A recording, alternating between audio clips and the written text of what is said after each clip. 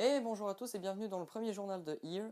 Et c'est avec plaisir que je vous accueille pour vous donner mon point de vue, mais pas seulement, sur les points suivants. Mais qui suis-je donc? Je vais vous expliquer l'objectif de cette chaîne et aussi vous présenter un petit peu votre interlocuteur, c'est-à-dire moi. Ensuite, la COP21 à Paris. Elle se déroule cette semaine du 30 novembre au 11 décembre. On fera le point sur les tops et les flops de cette grande réunion mondiale. Le Japon est de retour en Antarctique pour la chasse à la baleine. Il s'oppose donc à 5 grandes institutions. Certaines sont plus puissantes que le gouvernement. À quel point le Japon est-il illégal? On verra ça dans quelques instants. Et nous finirons avec le truc de la semaine que vous découvrirez à la fin de cette vidéo. Et tout de suite commençons. Voilà, je me présente, j'ai 16 ans, je m'appelle François. J'ai deux grandes passions dans la vie qui sont la vidéo et la défense de l'environnement. Et ça fait un peu plus d'un an que j'avais envie de mettre les deux en commun. Et pour vous informer aussi. Et donc voilà, c'est la naissance de cette chaîne sur laquelle il y aura un journal. Ce journal sera publié normalement une fois par semaine le vendredi. Mais je vous promets rien, sachant que je suis toujours à l'école et qu'il y a pas mal d'autres choses à côté. Si ça n'est pas tenable pour moi, j'essaierai au moins d'en faire 2 par mois, donc un toutes les 2 semaines, qui sortira donc le vendredi. Et pour en connaître un peu plus sur moi et sur mes convictions, je vous propose de tout de suite regarder le reportage qui suit. Mais qui suis-je vraiment? Pour le savoir, voici une courte carte d'identité. J'ai 16 ans, j'habite en Belgique, je m'appelle François et je suis passionné de vidéos et de photos. Je suis aussi super investi dans la protection de l'environnement et je suis surtout du côté de Sea Shepherd Conservation Society. L'océan est pour moi d'une importance capitale. Cette chaîne est dédiée au journal comme celui que vous êtes en train de regarder, mais aussi à divers reportages et autres vidéos traitant du sujet de l'environnement. Mais l'environnement, c'est surtout l'environnement dans lequel on vit. Et d'ailleurs, n'hésitez pas à me proposer des sujets de reportage. J'ai aussi pour but de vous proposer mon point de vue, un point de vue plus jeune, tout en m'appuyant sur l'actualité. Et ne vous inquiétez pas, je n'hésiterai pas à dire ce que je pense vraiment, tout en restant poli. Vous aurez donc remarqué que l'environnement me touche beaucoup. C'est pourquoi nous allons tout de suite faire un point sur la COP21. Quels sont les tops et les flops de cette grande réunion mondiale? Vous le découvrirez dans quelques instants, parce que c'est sûr que si on veut changer le monde, il y a encore du boulot. Comme vous le savez sûrement, la COP21 se déroule en ce moment, du 30 novembre au 11 décembre. C'est la 21e conférence mondiale sur le changement climatique, et pour mieux s'y retrouver, voici quelques chiffres. 196, c'est le nombre de pays qui participent à la COP21. 183, c'est le nombre de pays qui s'engagent. 50 000, c'est le nombre de participants à la conférence. 170 millions d'euros, c'est le coût de la COP21 à Paris. Mais quels sont les sujets abordés lors de cette grande réunion mondiale?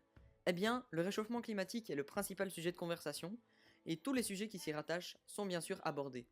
Mais la polémique s'installe. Est-ce vraiment utile de réunir les gouvernements du monde entier si c'est pour qu'ils essayent de trouver un accord tout en se faisant le maximum d'argent possible? Cette question a longtemps trotté dans ma tête et est aujourd'hui confirmée. Paul Watson a tenu une conférence au Grand Palais et a exposé clairement le problème des océans.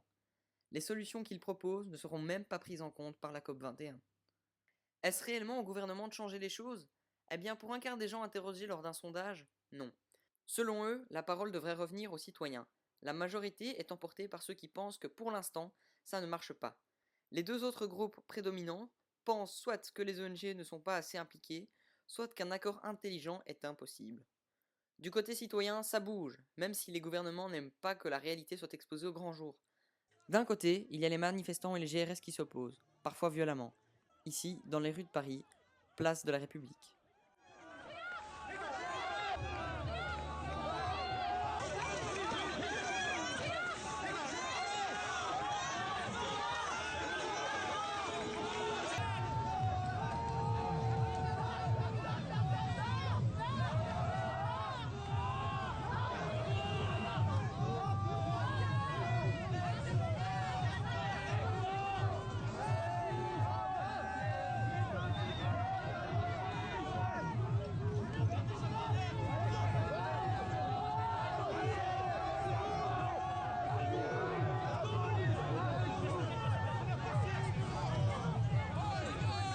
De l'autre, on trouve des personnes qui tentent d'expliquer aux médias le problème de leur région.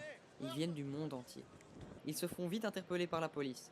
Les journalistes ne sont pas nécessairement bien vus non plus, et sont parfois repoussés violemment.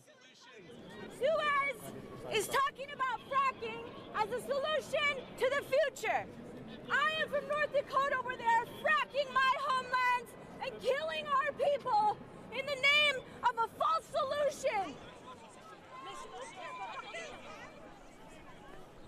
When a voice of dissent is raised and the immediate response is to try to arrest them and to try to stop them from speaking, stop. Okay? Wait, are you journalists? We're journalists. We're journalists with the United Nations. What? Say again? Quel accord sera finalement pris par les dirigeants au terme de cette COP21? Rendez-vous dans une semaine pour en connaître la réponse. Le sujet suivant est assez attristant. Le Japon s'est mis en route pour l'Antarctique et recommence sa chasse à la baleine. Le Japon prévoit de tuer 4000 baleines de mink sur 12 ans. Le problème, c'est que les baleines sont en danger, et le Japon, en repartant à cette chasse, viole 5 lois ou décisions qui sont contre leur reprise de chasse à la baleine. L'ONG Sea Shepherd Conservation Society a décidé de les chasser de l'Antarctique définitivement. Mais avec quels moyens et qui sont vraiment leurs adversaires, vous allez le découvrir tout de suite. Il y a un an, on pensait enfin avoir gagné. Grâce à toutes leurs preuves, les Sea Shepherd avaient réussi à faire interdire le programme de chasse à la baleine japonais. Après 10 ans de Whale Wars en Antarctique, on pensait que c'était fini. Mais cette année, la flotte baleinière est de retour dans les eaux de l'océan austral. Et ce, au mépris de la décision de la Cour de justice internationale, au mépris de la décision de la Cour de justice fédérale australienne, en opposition aux lois sur la chasse à la baleine, en opposition aux règles de la Commission baleinière internationale et en opposition au Comité scientifique international. Selon Paul Watson, la reprise de cette chasse est un crime contre l'humanité, contre la nature et contre l'avenir de notre planète. En plus d'être hors la loi, le Japon chasse dans le sanctuaire baleinier de l'Antarctique, qui est reconnu par le monde entier. Voici la définition pour sanctuaire. Sanctuaire, lieu protégé de toute agression. Sans oublier que la baleine est en danger. Le Japon prévoit de tuer 4000 baleines de mink sur 12 ans. La baleine de mink est l'espèce la plus présente dans les océans. On estime leur population à environ 700 000 individus, ce qui reste très peu. Sea Shepherd a envoyé son navire amiral le Steve Irwin en Antarctique pour l'opération Icefish 2, qui vise à stopper le braconnage dans l'océan austral. Une campagne anti-baleinière devrait normalement voir le jour l'an prochain. Elle devrait être l'une des plus imposantes jamais organisées. Sea Shepherd espère rapidement renvoyer les Japonais à Tokyo grâce à leur nouveau navire d'interception ultra rapide. Petite info supplémentaire au doc que vous venez de voir, sachez que quand il y a eu le tsunami au Japon, beaucoup de fonds ont été versés avec des dons aussi des citoyens du monde entier. Il faut savoir que le Japon en a réinvesti une partie pour la chasse à la baleine en Antarctique. Et pour finir, le petit truc de la semaine, à faire avec vos enfants, entre amis. En tout cas, normalement, les trucs sont accessibles à tous et assez faciles à réaliser. Nous allons découvrir le tout premier, un calendrier de l'Avent assez sympathique, tout de suite en vidéo. Alors, le truc de cette semaine s'adresse surtout aux plus gourmands et puis surtout aux parents avec leurs enfants. Aujourd'hui, je vais vous présenter un petit calendrier de l'Avent fait en biscuit. Pour ça, c'est très simple. Pour ça, il va vous falloir un œuf. Alors moi, vu que je suis vegan, j'utilise une poudre que je mélange à de l'eau et qui donne la même chose qu'un œuf, mais vegan. Il vous faudra aussi 150 g de farine, 45 g de sucre, du sucre classique, hein, de canne, voilà, en petits grains, normal. Et 60 g de beurre, moi j'utilise de la margarine vegan. Et une pincée de sel. Alors, passons à la recette en elle-même. Première étape, vous devez prendre votre œuf et le mettre dans le saladier, hein, et vous allez mélanger tout simplement avec une cuillère en bois, l'œuf avec le sucre et la pincée de sel. Une petite pincée de sel, ça suffit. Et vous mélangez à l'aide d'une cuillère en bois ou d'un batteur. Moi j'ai un batteur Kenwood, mais je préférais le faire à la cuillère cette fois-ci. Quand ça c'est fait, vous allez incorporer la farine. Allez-y doucement, vous n'allez pas tout savoir incorporer réellement. Il va falloir attendre le beurre. Mais essayez d'en incorporer le maximum possible pour essayer de créer une pâte. Ou en tout cas, essayez de créer des petits morceaux de pâte déjà préfaits.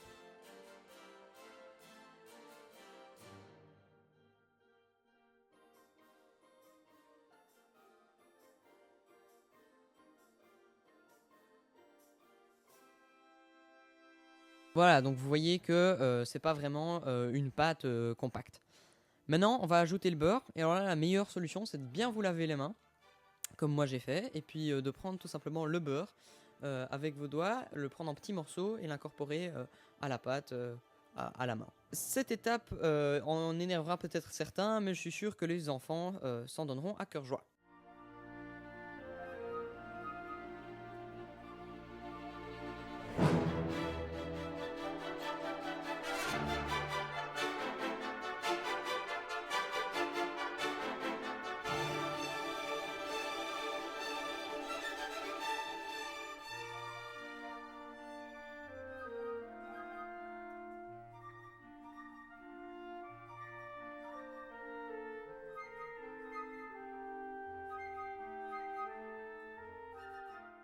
Voilà, une fois que vous avez fini de pétrir votre pâte, elle doit ressembler à une boule, hein, elle est assez petite, hein, elle tient dans la paume de ma main.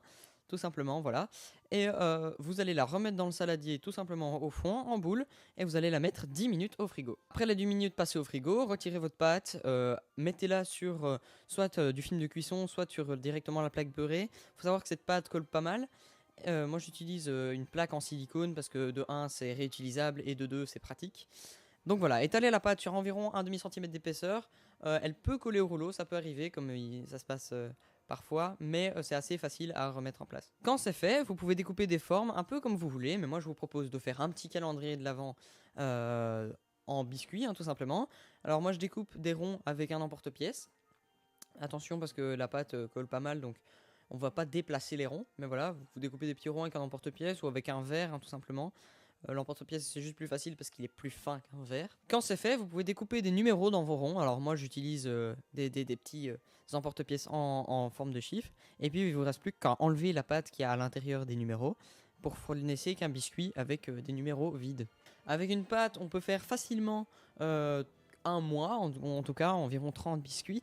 Cependant, je ne vous conseille pas d'en faire autant pour éviter qu'il reste à l'air libre et à se ramollir pendant 30 jours. Donc voilà, essayez d'en faire par petites fournées ou bien gardez-en dans une boîte hermétique le temps de les installer. Quand c'est fini, mettez vos biscuits au four à 180 degrés pendant 10 à 15 minutes. Le tout est de surveiller la cuisson pour éviter qu'ils soient brûlés, mais qu'ils soient quand même un petit peu dorés. Et voilà, mes biscuits sont cuits, vous voyez qu'ils sont maintenant durs. Je passe du coup dedans un petit ruban que je vais nouer, hein, tout simplement pour pouvoir l'attacher quelque part dans ma maison ou même sur le sapin de Noël. Et du coup, chaque jour, vous aurez un biscuit à retrouver ou à manger, ce qui vous permettra d'attendre jusqu'à Noël. Alors, je le fais avec un ruban directement dans le biscuit, mais rien ne vous empêche de prendre un plastique que vous mettez autour, et alors du coup, vous nouez le ruban en plastique, c'est quand même un peu plus hygiénique, et puis vous pouvez même le mettre dans un petit sac en carton. Et voilà, il ne vous reste plus qu'à accrocher vos biscuits sur le sapin ou dans votre maison. Ils décoreront aussi votre sapin, hein, si vous y mettez un joli petit ruban rouge comme le mien. Et puis à chaque date, comme aujourd'hui le 11 décembre, il vous suffira de prendre le biscuit, de le casser et de le manger et de le partager avec vos enfants, vos amis, votre famille. Je vous remercie de tout cœur d'avoir suivi le tout premier épisode. Ne vous inquiétez pas, la qualité va s'améliorer de jour en jour et d'épisode en épisode. C'est que le début, il faut que je prenne un peu mes marques. N'hésitez pas à vous abonner à la chaîne, ça me ferait très plaisir et en plus ça vous permettra de suivre toutes les vidéos. Et sur ce, je vous souhaite une très bonne soirée et vous souhaite aussi un très bon week-end.